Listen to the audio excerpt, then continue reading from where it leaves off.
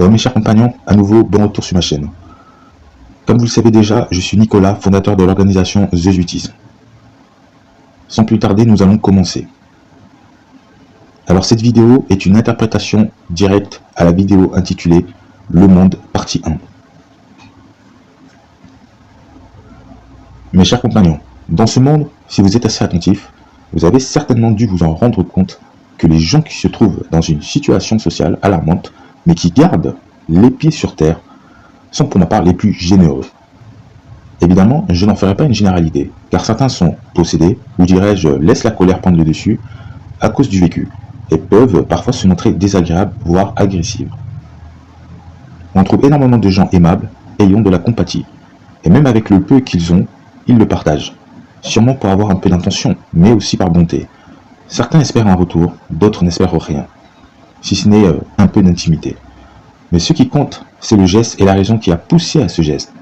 La souffrance, la douleur, la misère, par exemple, sont une épreuve auquel elle est réservée qu'à un certain groupe de personnes, ou cas de personnes, pour apporter une moralité et une réponse à leur vie, et surtout les pousser individuellement à comprendre que dans la vie, il n'y a de valeur que ce qu'on entreprend comme attitude, acte, initiative et jugement. Ce sont les choix qui font de nous ce que nous sommes. Tout peut arriver d'un instant à l'autre, aussi bien en bon qu'en mal. Et il se peut que ce mal vous poursuive toute votre vie, et pourrait vous être rattaché à jamais. C'est à vous par la suite d'y faire face et d'assumer. Mais dans ce tout, sachez que si vous faites le bien, malgré votre situation, vous pourriez remporter la partie. Comme je vous le dis, on peut mourir, mais pas arrêter de penser. Alors mes chers compagnons, admirez le ciel, la terre, notre monde, et voyez comme le monde s'épanouit et poursuit sa route, son histoire, jusqu'à un terme bien défini. Aujourd'hui, nous pouvons le reconnaître, il a du vécu, et dire qu'auparavant il n'était encore que de la braise, ou encore une sorte de boule de feu, contenant du magma, pour devenir ce qu'on admire aujourd'hui. Imaginez que vous êtes en train de vous rassembler de la matière, pour en faire une sorte de boule, contenant plusieurs métaux et éléments. On y trouve 5 éléments naturels, et 4 en abondance. Notre planète comporte plus de 92 éléments chimiques. Imaginez ce tout, puis en faire quelque chose, un abri, où vous y mettez des jouets, ou mieux encore, des insectes. Puis vous y installez une lampe, pour en faire un éclairage permanent. Puis de réserve, puis comme réserve, vous y laissez quelques matériaux de rechange, au cas où certains éléments venaient à s'exhaler, ou qu'il arrive quoi que ce soit à votre œuvre. Vous admirez ce peuplement que vous avez déposé à l'intérieur de votre œuvre, puis vous vous dites que vous n'allez sûrement pas l'admirer éternellement, puisque vous avez aussi d'autres priorités, autre chose qui pourrait prendre votre temps, voire un autre projet, mais vous êtes tel un créateur qui admire sa création. Alors vous vous dites, par miséricorde, de votre part, que vous allez y laisser un temps. Vous attrapez votre alarme, puis vous le programmez jusqu'à un temps défini. Arrivé à la fin de ce temps, vous mettrez un trait à ce projet déjà abouti, pour passer au prochain. N'est-ce pas ce que vous faites chaque jour? Ce qui vous a poussé à cette expérience, c'est une émotion. De cette émotion, vous avez ressenti des sentiments, de l'amour pour votre travail. Vous en avez pris soin, vous avez fait en sorte qu'il s'embellit de seconde en seconde, de minute en minute. Pour vous, ça ne dure que quelques minutes, voire 2, voire une journée entière, voire 2 jours, au max. Mais pour votre œuvre, ça dure une éternité. Parce que c'est une œuvre de taille réduite, et abritant de petites populations dont 1 minute de votre temps équivalent à plus d'une grande partie de leur vie, car ils ont une durée de vie réduite. Vous y ressentez un sentiment de pitié et d'attachement. Alors par amour pour votre œuvre, vous allez y donner de l'intention, de la générosité, de la sécurité, afin d'offrir de meilleures conditions de vie. Dans chaque créature, il y a une empreinte. Nous venons tous du même endroit, et pourtant nous poursuivons notre chemin, chacun vers sa route qui lui est attribuée, tracée, comme 2 frères ou 2 sœurs, nés d'une même mère, mais qui emprunteront chacun leur route ainsi que leur descendance. Nos différences dans notre création, et là je fais allusion à toutes les créatures, évidemment, aussi différentes les unes que les autres.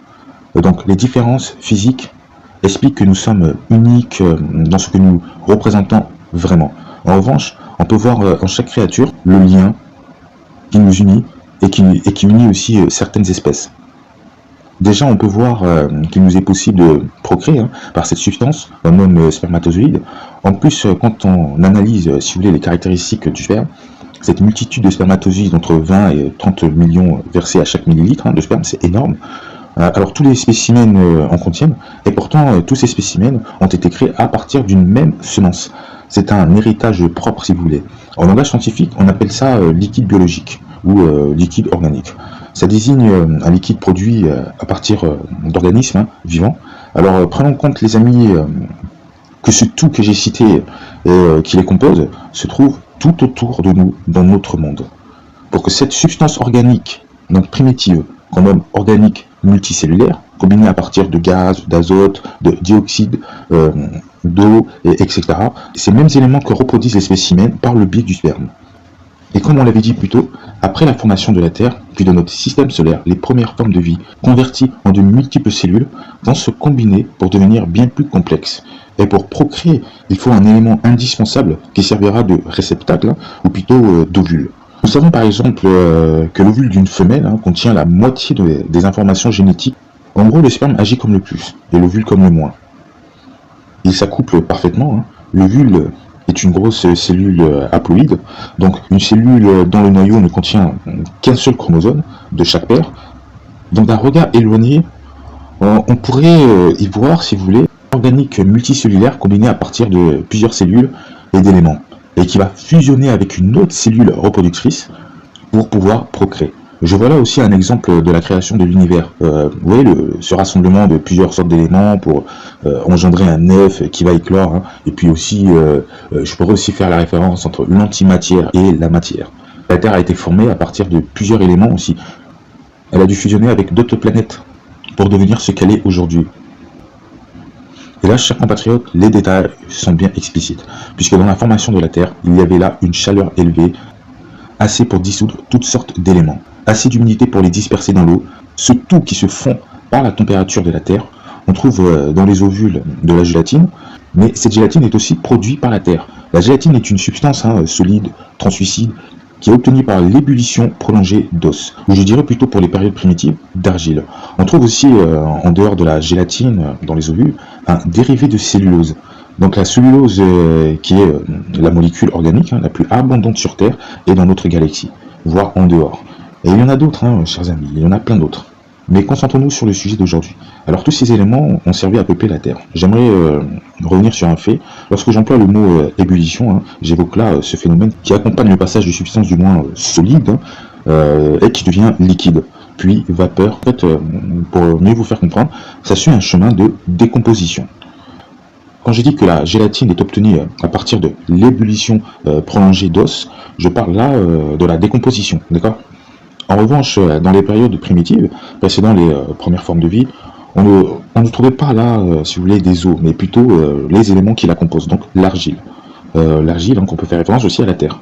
Pour ma part, et je parle à titre personnel, l'homme a été créé pour moi à partir de ces substances et éléments, mais pas sur Terre. Je pense que sa création s'est faite dans un endroit, du moins dans un environnement beaucoup plus sain que sur Terre. Et j'ai d'ailleurs des preuves solides, on en reparlera dans le thème bien sûr approprié.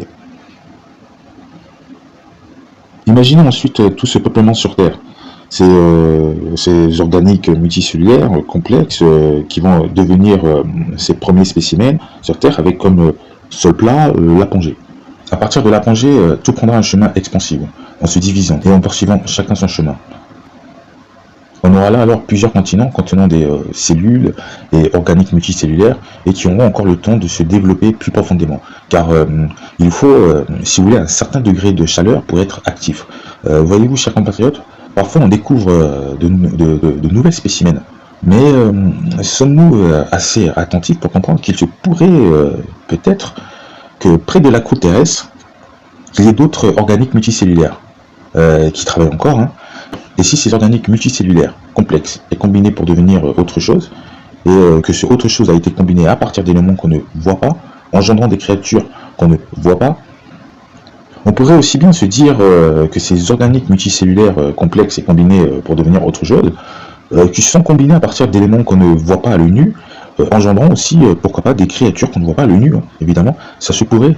En tout cas, moi j'ai ma théorie là-dessus, si vous voulez.